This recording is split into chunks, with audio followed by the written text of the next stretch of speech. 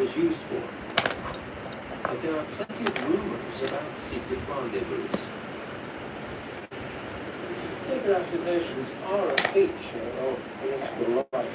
If I said there is a sort of glorified backstairs, but because it's secret, myths grow up around it, and we will never really know. Following the last attack in 1527, peace reigned for the Vatican for 2.5 centuries. During this time, further architectural projects were completed. Of course, work on St. Peter's Basilica continued, but other no less astonishing buildings were also erected, like this tower. It's called the Torre dei Venti, Tower of the Winds, and marks the second highest point of the Vatican.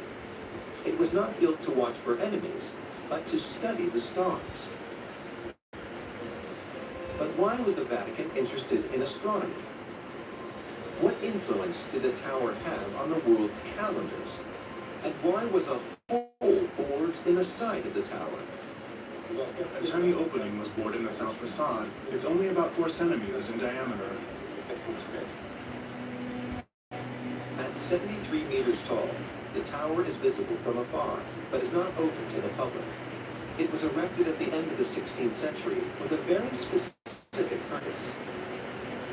The Tower of the Winds was built between 1578 and 1580 to confirm a calendar reform that the Pope wanted to complete before the end of his pontificate.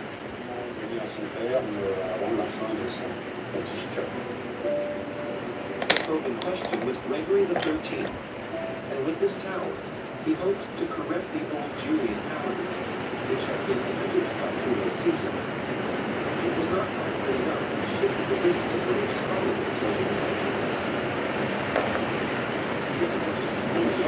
The Julian calendar doesn't work very well because it's an irregular. The Julian years are 11 minutes longer than the shade. These 11 minutes accumulate over time, but after about 121 years, the discrepancy amounts to a whole day.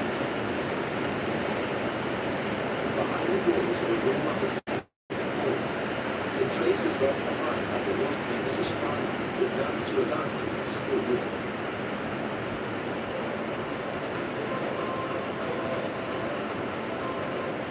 High on a wall in the middle of the fresco is an oculus, a hole through which sunlight falls. A line has been chiseled into the marble floor, a meridian running from north to south. The moment the sun reaches its highest point in the sky, its position is projected onto this line. And the sun's entry into the various constellations can be marked on the line. The most important moments are the spring and fall equinoxes and the summer and winter solstices. The decisive test was in 1581. There's no record of this, but it's said that Pope Gregory XIII came to this line on March 21st, 1591, to verify with his own eyes that this reform was necessary.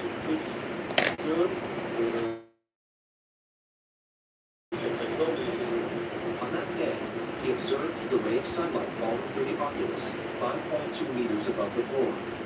According to Ignazio Dante's calculations, the spot of light should have been in the constellation of Aries. Hello guys, I hope you subscribe to my channel. If you like my art, which is positioned for 11 days apart. This was in fact the difference between the theoretical equinox and the actual equinox at the time. The calendar was reformed the next year. To compensate for the shift, officials changed how leap years were calculated and shortened the month of October. They simply struck 10 days from the calendar. The day after October 5th, 1882, became October 15th. The presentation in the Tower of the Winds, or the Gregorian Tower, only confirmed the earlier work of the Scientific Commission, but its staging symbolized the Pope's power. This hold would have far-reaching consequences, and the Gregorian calendar would later dominate throughout the world. C'est une réforme qui va être The reform naturally spread to Catholic countries first, and it met with resistance in Protestant lands. In England, the Gregorian calendar was introduced in 1752. In Russia, for example, it took until 1918, and Saudi Arabia was one of the last countries to adopt it in 2016. Everything that happened in the Vatican was intentional. Every work, every gesture had to demonstrate the Church's greatness. And the same was true for the Sistine Chapel, only 200 meters from the Gregorian Tower. Even before Michelangelo arrived in the Sistine Chapel, it was already an extraordinarily beautiful space. The chapel is a 40-meter-long building situated parallel to St. Peter's Cathedral. Its architecture is like that of a military structure. Long before new popes were elected in these rooms, the Sistine Chapel was a strategically important building. At any given time, there would be a liturgy going on in that space. You would have the entire hierarchy of the church. Thank you, Ninja. So the building was also constructed so there was a certain... If you like my arts, kindly subscribe to my channel. It helps a lot. It was very easy to adapt the function of the Sistine Chapel to the site where future pontiffs would be elected. Before Michelangelo set to work, the chapel had already been decorated What do you by draw? painters like Perugino and Botticelli. Michelangelo was asked to rework the ceiling to depict the 12 apostles. The commission was not ambitious enough for the uncompromising artist. The whole thing was What do you draw, Ninja? magnificent lapis lazuli, blue sky, flecked with golden stars. Oh, thank you so much, Ninja. And this man What do you draw? never does things the way other people do them. Began to envision a decoration that would be unlike anything anyone had ever seen before. Oh, okay. The project was both an artistic and a technical challenge. Who do you think I'm drawing? Square meters of surface had to be painted, 20 meters above the floor. The architect Donato Bramante had already designed scaffolding, but Michelangelo rejected it. It would have to be fastened to the ceiling and would have left holes in his work. Michelangelo and Bramante didn't get along very well, so Michelangelo said he would handle it himself.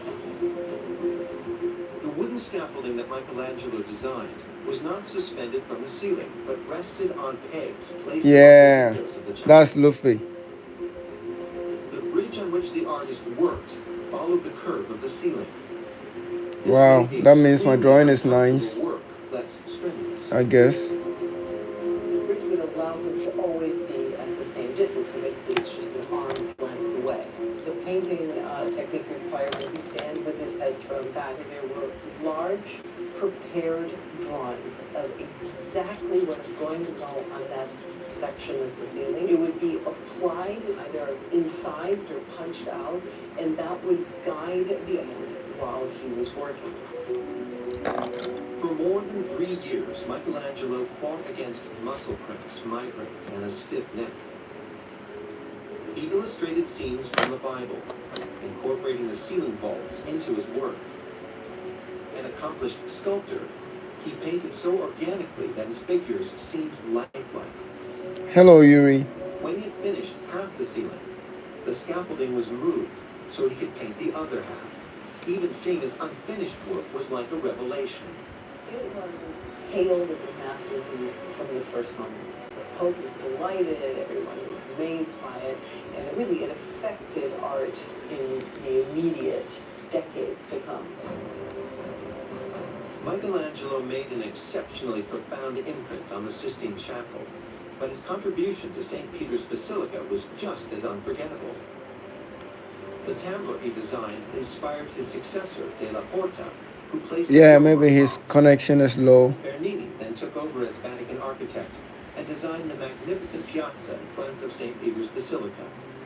Maybe he's got a bad But connection. for the past 350 years, the architectural history of the Vatican has been quieter. The available real estate in the world's smallest nation is, after all, in short supply. So a lot of imagination was needed to build an archive. Dans les archives, the Vatican Apostolic Archives are stored on a remarkable 80 kilometers of shelves. Considerable. Where can documents covering half a square kilometer of space be stored? What do these documents contain? And why were the archives said to be secret for over 400 years? The answers to these questions. Yuri, what do you draw? Ortila de la Pina. This treasury protects a vast number of historical documents and files. The building, a 5,000 square meter, two-story concrete bunker not far from the Vatican museums, was designed to withstand fires and to conduct damaging moisture to the outside.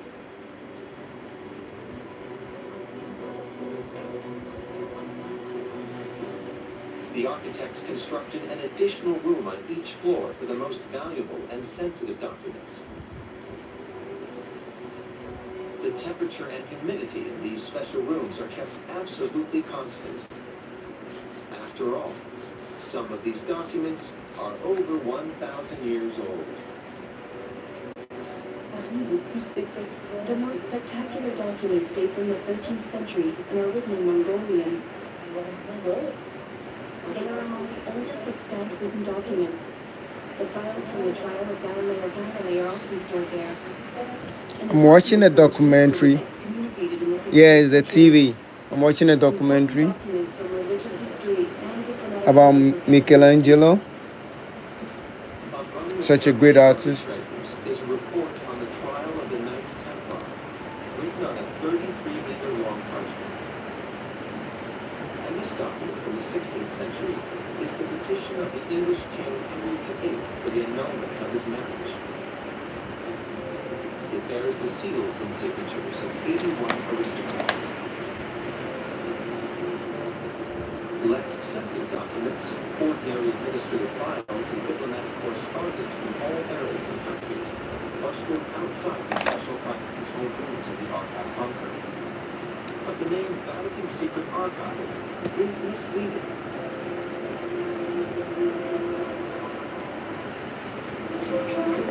The term Vatican Secret Archive, which was used from the 17th century onwards, is derived from the Latin term secretus, which refers to the Pope's personal archive and absolutely not to secret contents. To avoid this confusion, Pope Francis changed the name from Vatican Secret Archive to Vatican Apostolic Archive in 2019.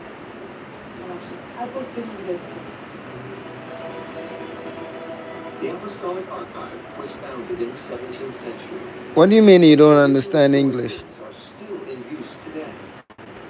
But you write in English. Is immense and growing daily. The underground archive bunker was built in 1982.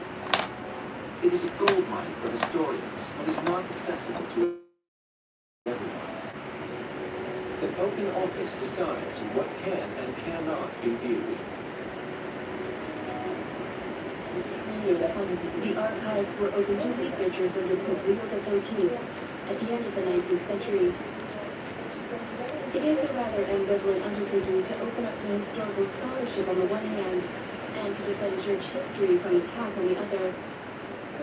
But from one papacy to the next, the church has opened up more and more to scrutiny. Now the archives are Oh, Yuri, you have a channel? What do you The do? history of the Vatican continues to be written day by day. And the most recent decades of its history have a special place on shelves behind carefully locked grills. There they wait to be analyzed by historians many years from now. What do you edit? The Vatican continues to hold tremendous fascination. I'll check your channel out when I'm done drawing. Its architecture is I'll take a extraordinary. screenshot. The buildings and works of art bear witness to the deep belief in a Christian God, but also Yeah, that's to those Luffy. with power, money, and prestige. Reason enough for UNESCO to declare the entire territory of Vatican City a World Heritage Site.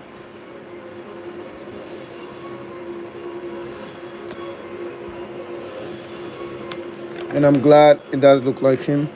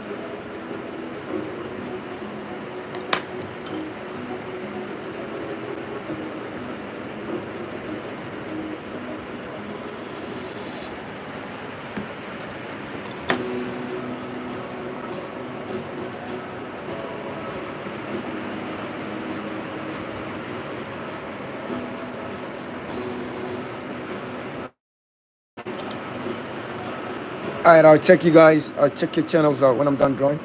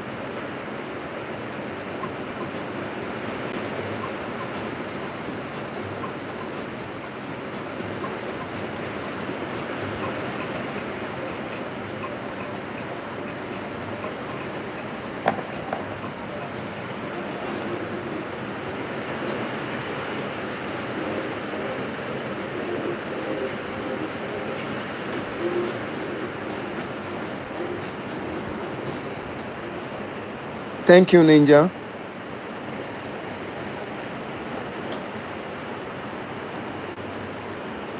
I hope you practice. I haven't seen your drawings yet. I'll check it out when I'm done. And I hope you're also good.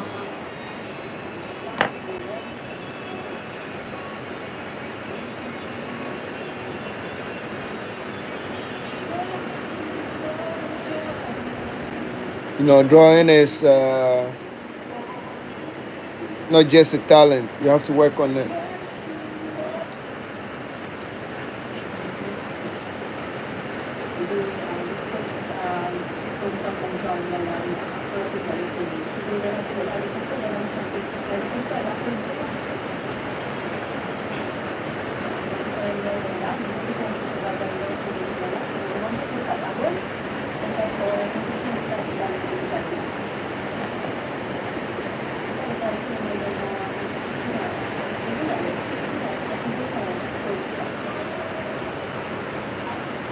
Are you guys on Instagram?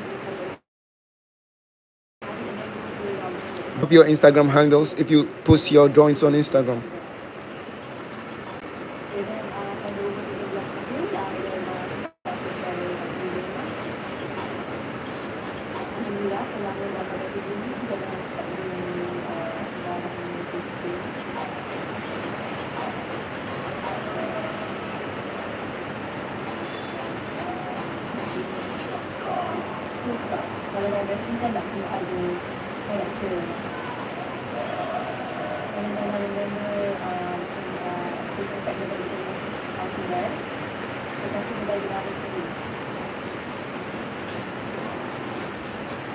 Hello, Yuri. What's up? Oh, yes. You need 50 subscribers on your phone. No. I think you need, yes, 50 subscribers on your phone to go live. Don't worry, I'll subscribe to your channel when I'm done drawing.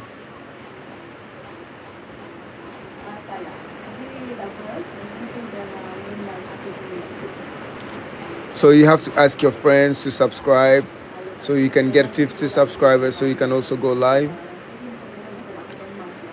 But then you can go live on your laptop with just 3 subscribers.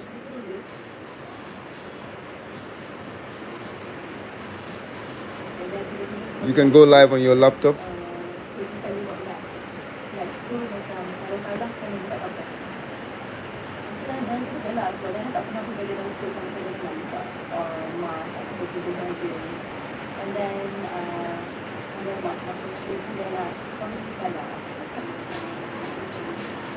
Hello, Trending. I hope you like my art.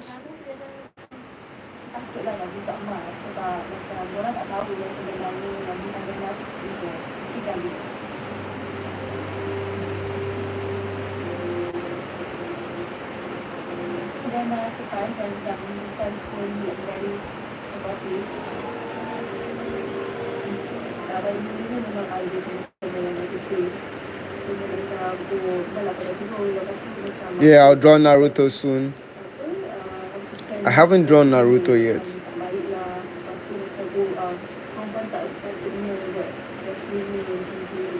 Hello, Roblox. If you haven't subscribed to my channel yet, please subscribe.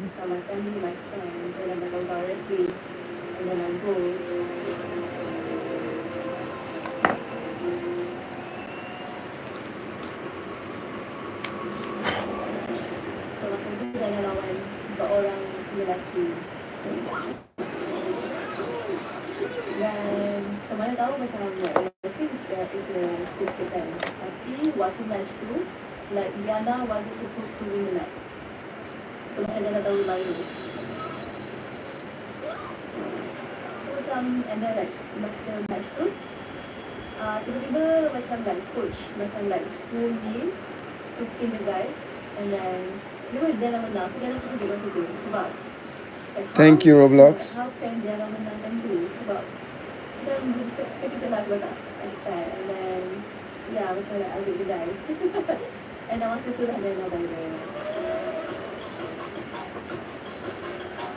okay. Dia rasa macam Lena fikir macam Lena tak sangka macam akan dapat title tu lah, like Pioneer of Olympics. Lepas tu macam ada juga wrestler dekat Singapore sekarang. Dia pun pakai dia. So macam bila Lena tahu macam dia terinspirasi daripada Diana punya cerita, Lena rasa macam wow, okay. So macam Lena dah make an impact dekat Southeast Asia.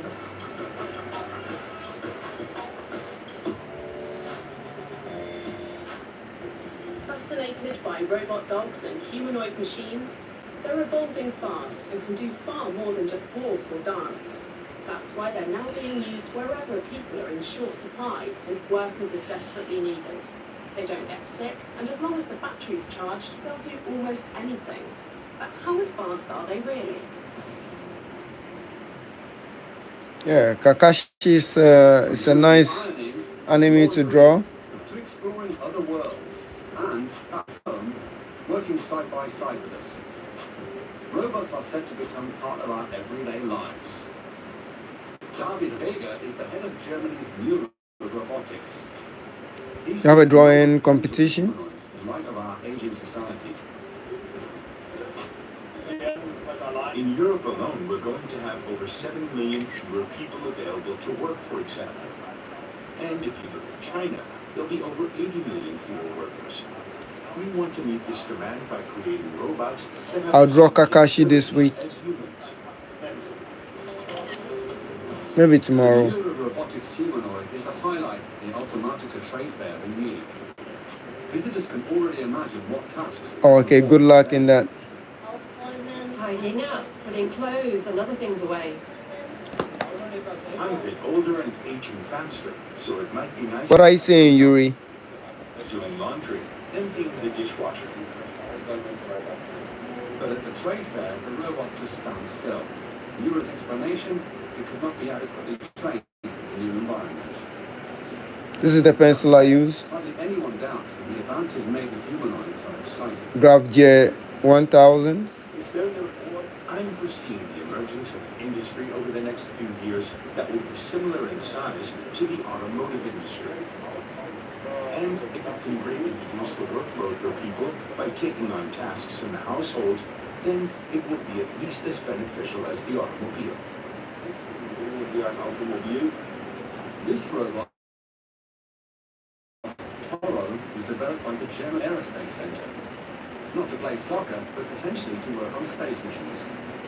Humanoids are currently undergoing a tremendous development boom, thanks to artificial intelligence, which helps robots recognize and understand unknown objects and scenarios far faster. We saw earlier in the demo that it didn't see the stairs because they weren't included in its training data.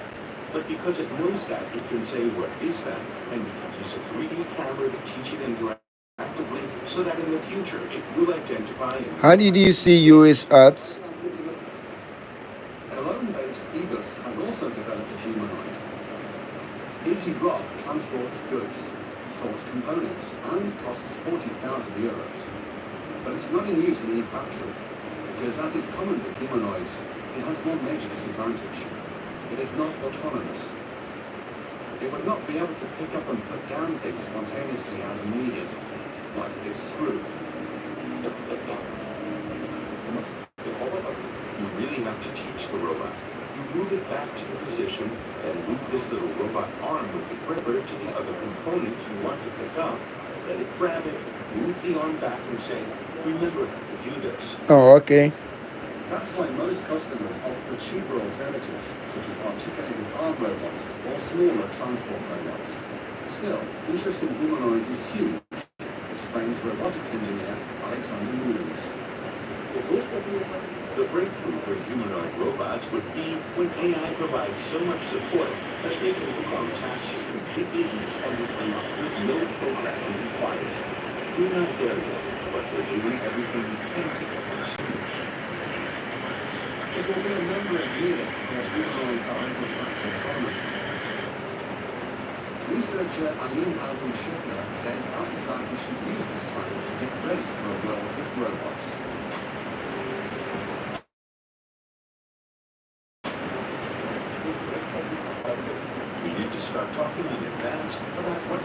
with robots will look like, how these robots will be distributed fairly in society, and how they will be used appropriately.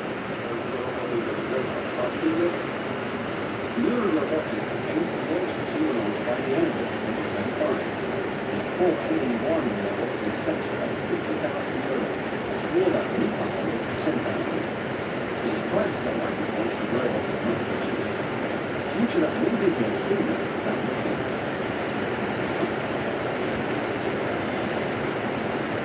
While machines are advancing, so are chemical machines. Crises and regional wars are on the rise. Not just war in Russia against Ukraine has triggered a surge in demand across the defence industry. Even German startups are now flooded with orders. But can we actually deliver on our expectations? Hello, Mikala.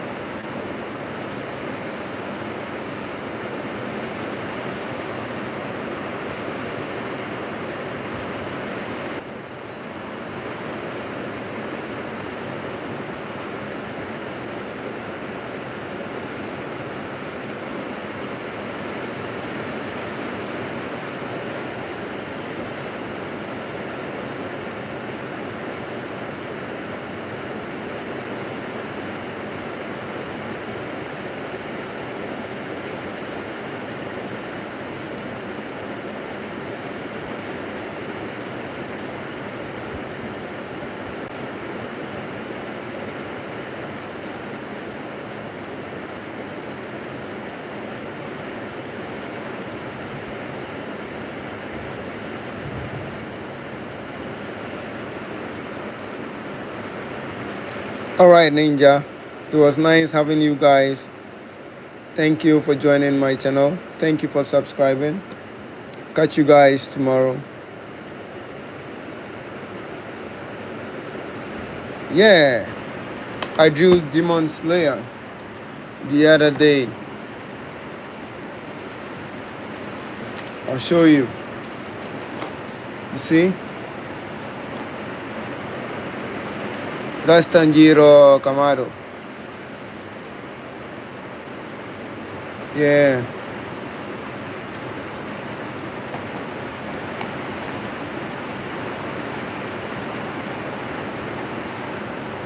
And there's Goku.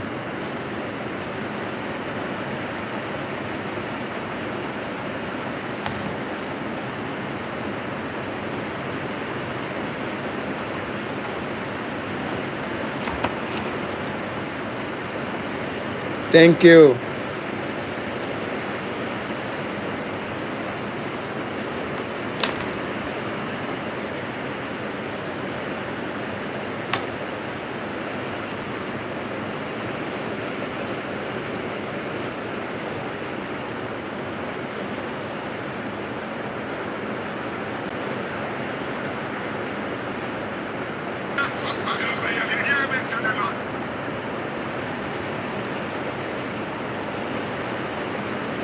Yeah, he said he had to go to class.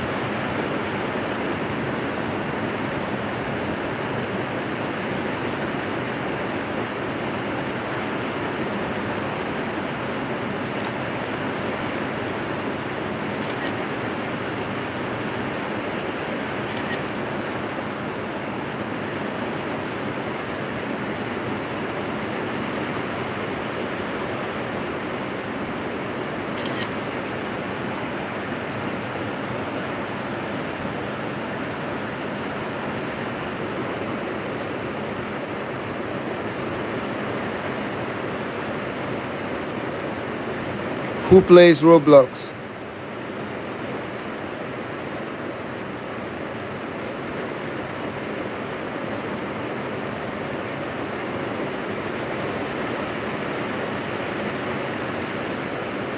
Who plays Roblox, Yuri?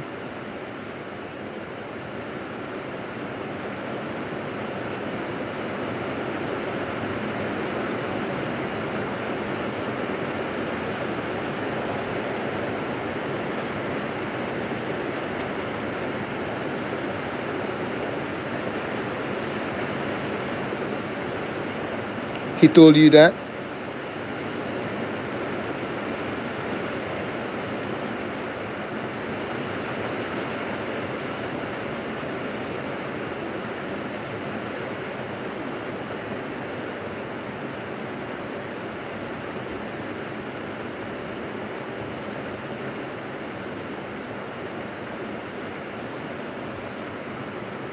Oh, okay. I'll check his channel out when I'm done drawing.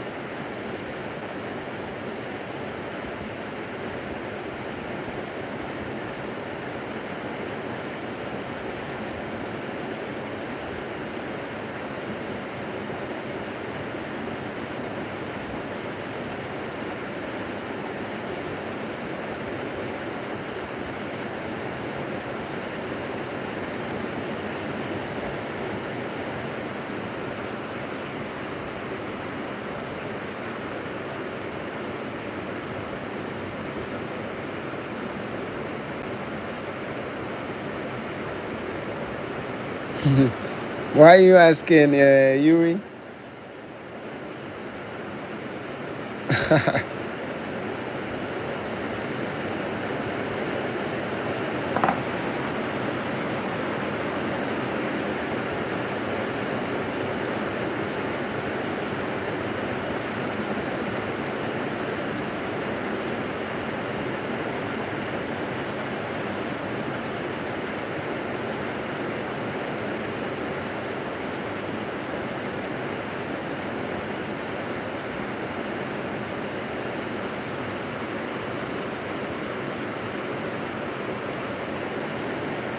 Your mom allows you to use her phone. That's nice.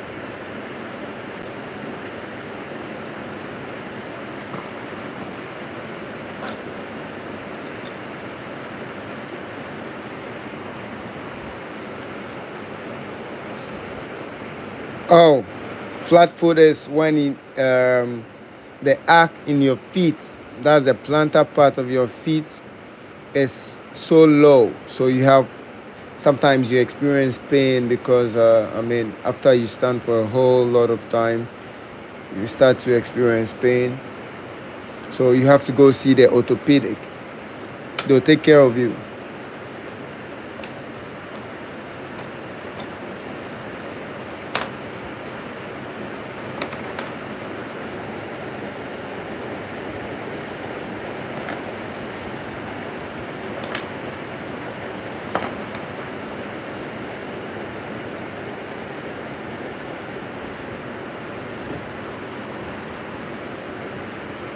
What? What black rubber?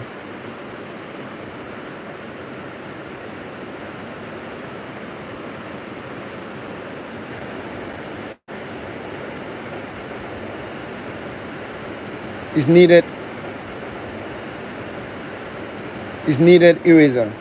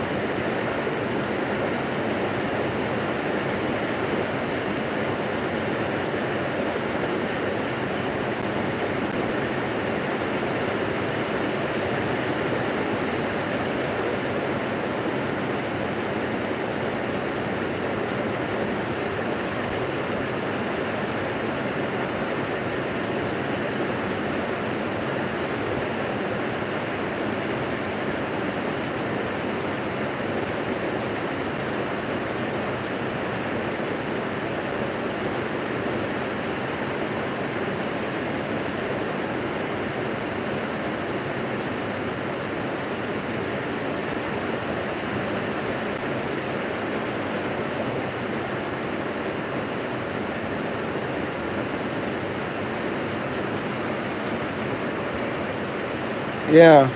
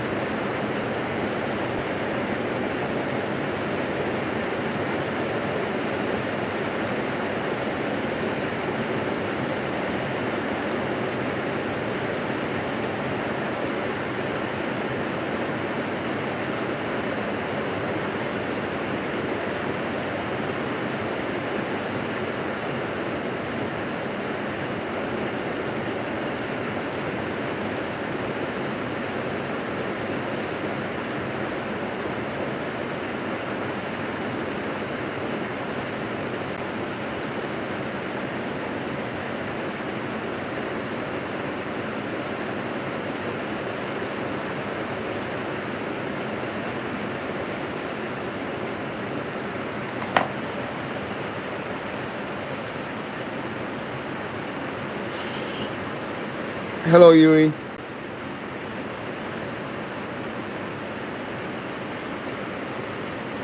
Hello. I'm gonna end here. I'll continue drawing tomorrow.